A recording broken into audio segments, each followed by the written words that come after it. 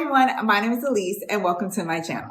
Today's video is going to be about me explaining how in 2022, I lost $20,000 in the stock market. And yes, it was 2022 and I did indeed lose it. And I'm also going to explain how that is actually okay. And I know that sounds a little strange to lose a decent amount of money and say it's okay. But when you're investing in the stock market, there are certain truths or rules that you have to be okay with that'll help you temper through the time when you have down years and when you have up years. So yeah, the official announcement is I lost $20,000. It honestly could be between $20,000, $25,000, or $30,000. I'm not sure because I don't delve into the specific numbers to a T. But what I do know is that the difference between 2021 ending and 2022 ending was that I made no money, despite me investing more money than I had ever invested in the 6 or 7 years that I have been investing in my 401k. And the fact that 2022 ended lower than 2021 by like a couple $100. But it was interesting to me that despite investing consistently every week, I technically have nothing to show for it. And technically, I need to be okay with that. And the reason why it was kind of something that I was like, wow, this is really happening is because I was anticipating for last year, 2022, for it to be my year where I reached the $100,000 saved in my 401k mark. And I was really excited about that, but it became apparent in the middle of the year that might not happen. And it was solidified by November, December, that was not going to happen. And, you know, there were times, the end of the years particularly, it looked like we were doing better. I don't check the stock market every day, but I do probably at least once a week look at it to see how we're doing. And with the many things that happened throughout the year, I was like, yeah, this isn't going to happen. And it's just an enigma because I was just hoping this was going to be my year. And it's important to me because as I explained in another video, I'm planning on quitting my job. So I was like, at least I can say that this job has done several things for me. One of them being that it was the vessel that I was able to use to create generational wealth for myself, in the form of my retirement. And I don't know, just in my head mentally, $100,000, good starting point, because I feel like once you get to $100,000, the rest gets real easy. You know, the 5,000, the 10,000, the 30,000, the 60,000, but 100, I just feel like after that, it's up from here, but you have to get there.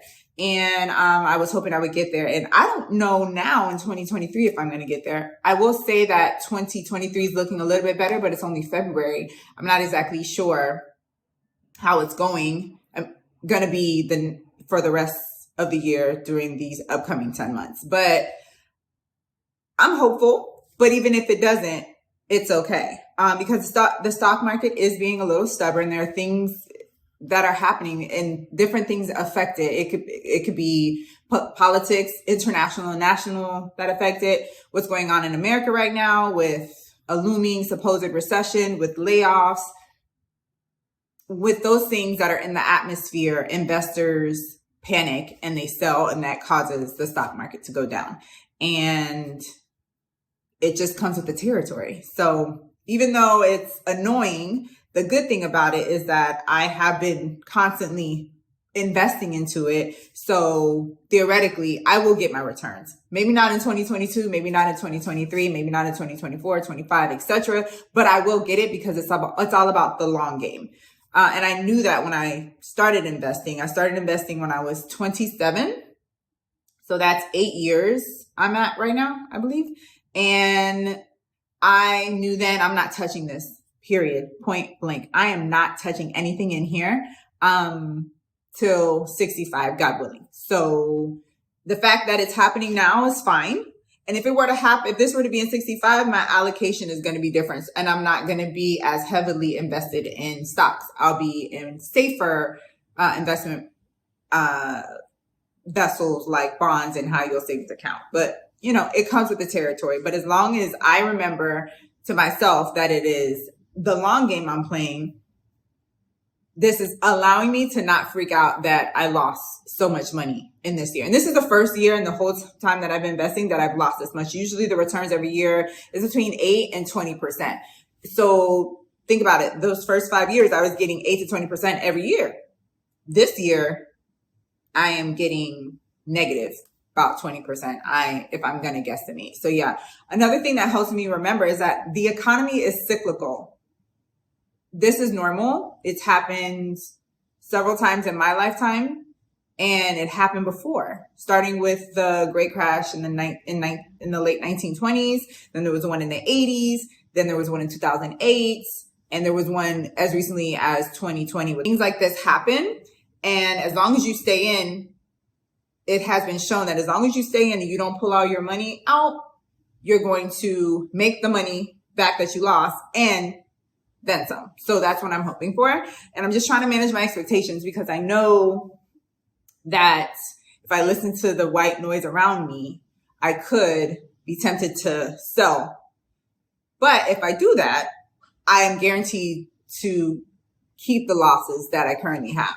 But if I keep it in there, I'm almost guaranteed to regain everything that I'm getting. So that's why I'm not freaking out about it too much. And another thing that I'm realizing is that although this is a crazy couple of years in the stock market, it is really the best vessel I have for investments long term available to me. There are other ones, but I can't really do the Roth 401k because I've leveled out of that. I've leveled out of it due to the income that I currently make.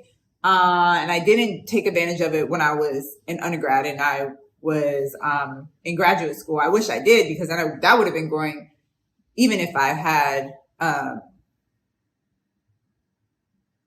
aged out of it due to my income. So yeah, this is all I have right now. Real estate, I'm not really into investing in real estate other than my primary home right now because I just feel like that is a little bit more riskier than the stock market. So it is kind of an enigma that even though I've lost $20,000 in the stock market, I'm not freaking out about it because, again, it's the long game, and I'm hoping that it will continue as it has in the past way before me. There are cycles. It's going to be up. It's going to go down. It's going to have ebbs and it's going to have flows. So, as far as looking forward into the future, number one thing I'm going to do is keep going. I'm going to keep going. I'm going to invest every week like I have been doing. In 2020, I increased my amount that I was investing every week because the stock market had gone down so much. I was like, if I increase, the stock market's on sale. Right now, I'm not going to do that because I feel like I've kind of reached my goal of 10% of my income and I am going to stay there. Maybe I could find an extra $10 a week, which would be $40 a month because I still do kind of feel like the stock market is on sale right now, but I'm going to not do that just because of the future plans that I have this year. And I don't want to rock the boat too much, but I'm ultimately going to keep going. That's what I'm going to focus on. And then hopefully I will be able to make the announcement that I have $100,000 saved. But realistically, do I think it's going to be this year? I'm not sure. I'm going to be honest with y'all. In the beginning, I thought yes, but there are some things coming up, I think, just intuition wise, that aren't necessarily bad, but they're just going to be, signs that we're going into a lull in the economy, like with the layoffs that are happening, with what's going on internationally, between different countries and inflation, things like that. I think it might get a little bit worse this year. Maybe not as bad as 2020 when it crashed, but I think it's possible for us to have another kind of funky year. And I don't know when that announcement's going to happen. If it does happen in 2023, that'd be awesome, but it's going to happen. And that's the great thing about investing. I know it's going to happen. I just do not know when. But I'm hoping I can make that announcement soon, maybe at the end of the year, because I will be super excited. But yeah, I'm going to keep going. Hopefully I can make that announcement. And also I'm going to probably discuss a little bit more about how I have been successful in navigating the 401k that is available to me at my job. Just to kind of share what I've done. And it's important to me because I had a coworker who used to be like a higher up in our job, and he would tell me all the time, like he had the power to hire people and let people go. And for some, I guess because I'm younger than him, he was like, "Are you saving your 401k?" And I was like, "Yep, I'm already doing that." And he was like shocked. He was surprisingly shocked, but he was happy that he was shocked, because he told me that like there are so many people, when he had to let them go, I guess he had to look at all their packages and their benefits, and for their retirement, they had nothing in there. And he just could not believe it. It always made him sad, because he was letting these people go and they didn't have anything to show for it. So I think that's really unfortunate. I think that's something that happens that doesn't have to happen. And I just feel like maybe if we, including me, take a little bit of time to kind of go over what our jobs offer us, how can we make sure that everybody is getting something out of it? Yeah. Hopefully in the next video, I will come back to y'all with just like a little synopsis of what I have found successful. Like, so I'm just riding the wave, and hopefully I will come to y'all with that big announcement in 2023 later. But until then, thank y'all for stopping by, and I will see y'all next time.